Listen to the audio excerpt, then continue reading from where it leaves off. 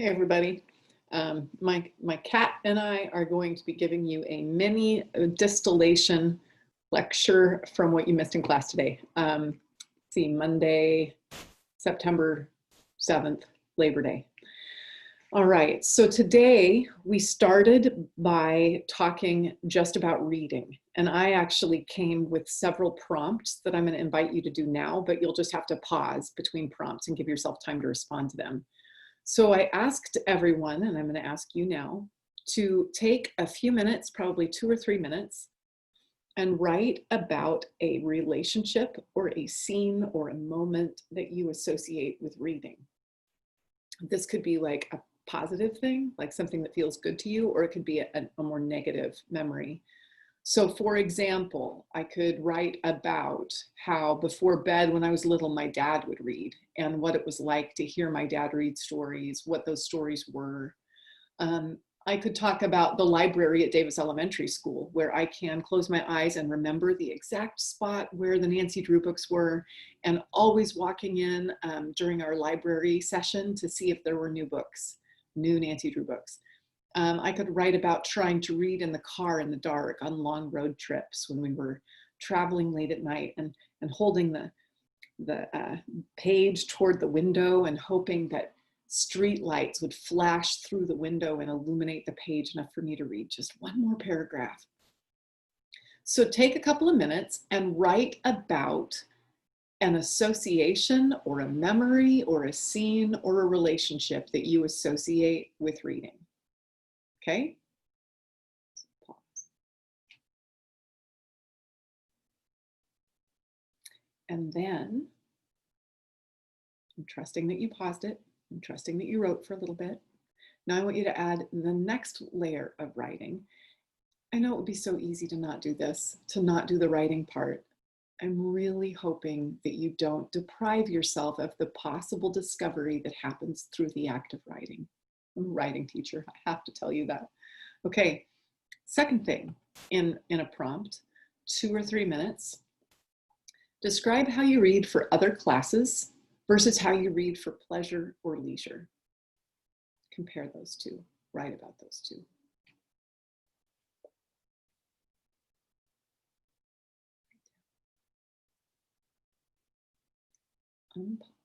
How's that? Okay, next one. Finish the sentence, reading is like, ... Finish that sentence. Go ahead and pause it. And then turn this back on. Okay, and we had some really fun finished sentences emerge during class today. One person finished the sentence, reading is like cardio for your brain. Someone else said, reading is like a chore. Reading is like going clothes shopping in a store where there's nothing in your size and you only have $5. Reading is like pretty important. I wrote, this is my notes from today, reading is like going away for a while and also coming back home. It's like meeting myself by meeting a stranger. Reading is like dropping deeper into life and also stepping back from it. Reading is to lose track of time and also to feel acutely how I will never have enough time to read everything I want to read. All right, so then the next thing to write about, and you'll pause and write and then unpause me for this one too. Answer the following. Do you think that you're a good reader? Why or why not? And how would you describe your reading habits? Okay. Take a minute for that one. All right. The reason we're being really deliberate about reading is because it's essential to any sustained research project that you're going to do this term or at any point in life or obviously at any point in college. And knowing your own landscape as a reader, knowing how you approach it, knowing how you feel about it, knowing what your habits are, actually helps all of us to become a little bit more aware of where we can try something different in terms of if my old habits of reading aren't working for me on a particular day, that doesn't mean I don't have any options. Instead, I've got this whole collection of possible ways to enter a text. So I'm going to share my screen with you right now. Oh, you hear my creaky dining table, otherwise known as my desk. Okay, I'm going to let me share my screen. All right, and hope that I can find something for you. Okay, don't look too closely at my emails. All right, here we go. So this is a document that we looked at in class today. And it asks you to begin by, and we did this in a free write, and then we did this in a free write, and then also we discussed it. So look at the list and choose 2 qualities from the list that you think best characterize a good reader. Now, there are no right answers here. This is any number of answers were given in class, and people zoned in on different ones. So 2 qualities from the list you believe best characterize a good reader.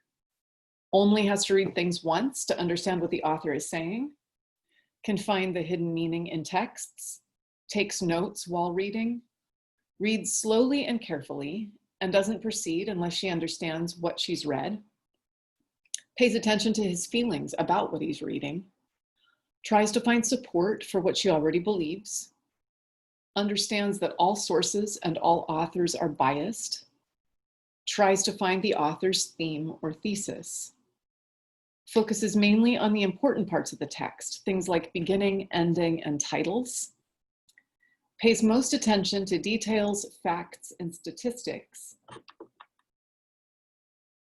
avoids reading things that don't interest him, and reads with certain questions or goals in mind. So go ahead and take a minute and choose 2 of these things and describe why you think those are what most characterize a good reader. And then when you're done, after writing, see how many minutes of airspace I'm saving you from not having to sit through a 50-minute Zoom recording of today's class? Okay. Step 2 to that project, to that process we just started. Why do you believe these 2 qualities are what makes someone a good reader? I guess we kind of just did that. And then also, which of the qualities above describe you as a reader? Do you consider yourself a good reader? Why or why not? So, for example, I might say that I think a good reader is someone who reads slowly and carefully and doesn't proceed unless she understands what she's read. I might say that. But in a pinch, I might not live into that at all. I might say, I'm late, I gotta get this in, and I'm gonna rush through and hope that something sticks, right? So the things that we say we admire or that are characteristics of a good reader, and the things that we actually embody, not necessarily the same thing. And even though that seems obvious to say out loud, I think one thing and I don't do it. Well, welcome to being a human. You know, that's hard to figure out how to integrate the things that we say we deeply value and then the decisions we make from day to day. I mean, this little lesson that we're looking at in terms of reading, take it and apply it to all kinds of little parts of life. For example, I know that I feel more nourished, more fed, more satisfied by a meal when I actually sit down and, well, make a meal and then sit down and give it my full attention while I'm eating it. But am I doing that right now? I am not. Right now I am subsisting on bowls of Cheerios and handfuls of things on my way out the door. So sometimes my reading can be the same. Yes, I know that it feels so much more substantive and satisfying when I sit with it and I soak it in and I go really slowly and I'm taking my notes and I'm annotating the text and I am repeating back to myself what it is I hear the text saying. I know that that is a more satisfying way to read, and yet I'm subsisting on a paragraph here and there on the fly. So what this process from today is helping us to do is slow down and recognize that reading actually is a practice. The same way that playing an instrument is a practice, playing a sport is a practice. If you just showed up on the day of the performance, if you just showed up on the day of the game, then you are definitely not going to be your best musician, your best athlete. We know that in order to reach a level of flow, that it takes regularly attending to that, that skill or that craft and investing time into it. So with reading, it's as much a practice as anything else. Yeah, we've all learned to read, but the ways that we read are where we've got to become more deliberate and strategic, because when you've got a whole lot of reading to do in your life, knowing lots of different ways to approach a text so that you can get as much meaning from it without like working twice as hard for half the result, which is sometimes what I end up doing. I'm so attached to my idea of what reading should feel like or should be like, that when I run into like some kind of limitation and I can't do it the way I want to, and I'm trying to push through anyway, and then I'm getting nothing. Like I'll read the same paragraph again and again and get nothing.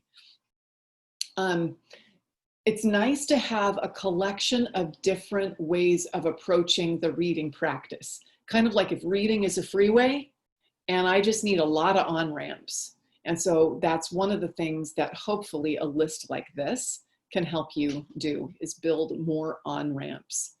Let me stop sharing. Okay, so lots of different things that we are going to continue talking about as far as a reading practice and how it fits into these overlapping practices of asking questions and then writing. But those are for another day. We're not going to talk about that right now. Also today, we talked a little bit more about the whole idea of the rhetorical situation and how you have in each instance of communication a variety of moving pieces. And at its most basic level, you've got the audience, the communicator, and the message. Can I make a triangle? Audience, communicator, and message. I used this example in class today because it was a pretty potent reminder of how big a difference it makes when one little piece of that triangle shifts. So for example, my son and I were driving home from Target. I can't stand Target. Target gives me headaches, but sometimes you need Target-y kinds of things like notebooks for 25 cents. So we were driving home from Target and we saw a really big billboard just off 82nd Avenue, and the billboard was a Black Lives Matter billboard. And the billboard is all black, and the Black Lives Matter lettering, all capitals, big white letters on the black backdrop. And we've seen that sign all over Portland, not just in billboards, but in restaurant windows, in people's yards, everywhere. That sign is everywhere. And we are so used to seeing it that something made this one stand out, which was that in the lower corner of the billboard, it said, "Love, Russell, and Ciara." So I'm guessing you know who Russell is. It's Russell Wilson. Please tell me I'm getting that right. I absolutely hate talking on camera, and I have a feeling that I'm forgetting something big. Quarterback, Seattle Seahawks, Russell Wilson. Ciara is his wife. I do know that. Something about seeing the Black Lives Matter message with the personal tag, "Love, Russell, and Ciara," it really changed the way Gray and I took in the billboard.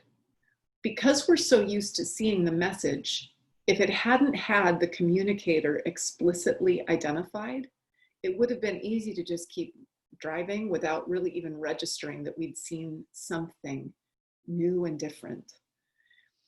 There's something about knowing that those individuals are the ones sharing their message to us, with us, that those two individuals spent their money to share their message with us.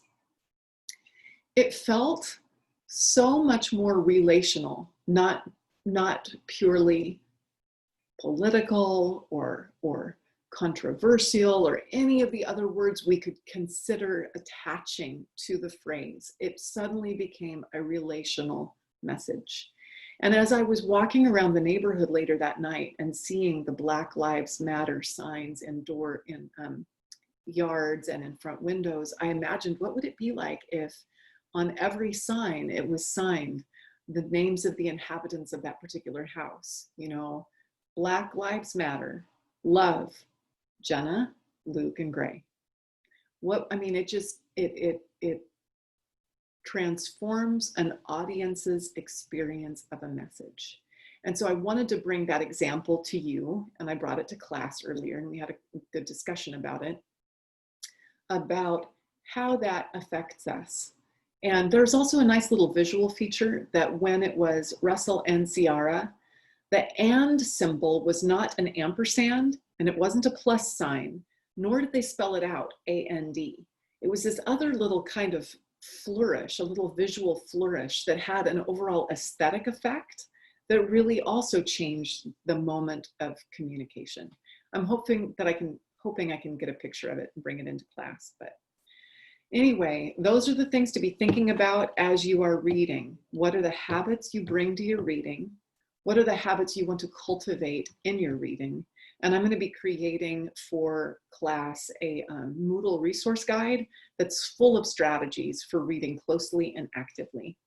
Anyway, it's lovely seeing you. Thank you for hanging in there for these few minutes. And if for some reason you would prefer that I record a 50-minute class and post that, I will keep trying to figure that part out. Okay, bye.